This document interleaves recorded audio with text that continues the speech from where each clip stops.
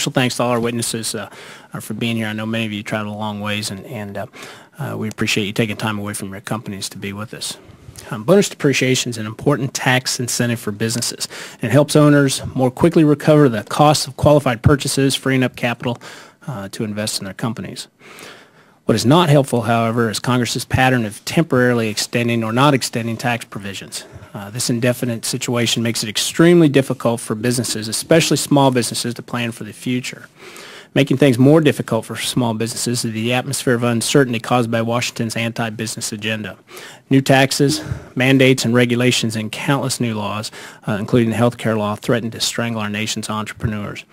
More taxes are looming thanks to the proposed climate change legislation, the financial regulatory reform bill, the potential expiration of the 2001 and 2003 tax relief packages, and the return of the estate tax.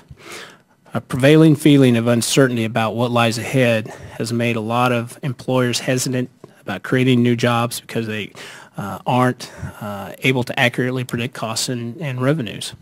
Washington has spent a record $3.6 trillion this year alone, and because of runaway federal spending on the stimulus and countless other initiatives, the federal deficit recently topped $1 trillion in the first 9 months of this fiscal year. Relying on unsustainable borrowing and spending is not going to provide small businesses with the stability they need and may put added pressure on interest rates and capital supplies.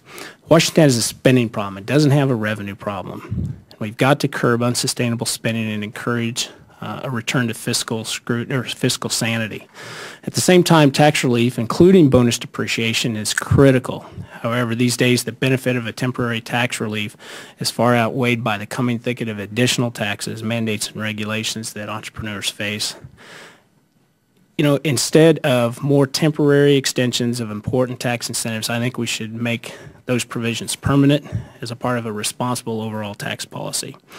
Remember, we are depending on small businesses to create jobs, hire workers, and get our economy moving. They need policies that encourage expansion and job growth, such as lower taxes, less government spending, and fewer unnecessary government mandates and regulations. Again, Madam Chairman, I appreciate you having this hearing. This is a very good hearing for business, and I look forward to what our witnesses have to say.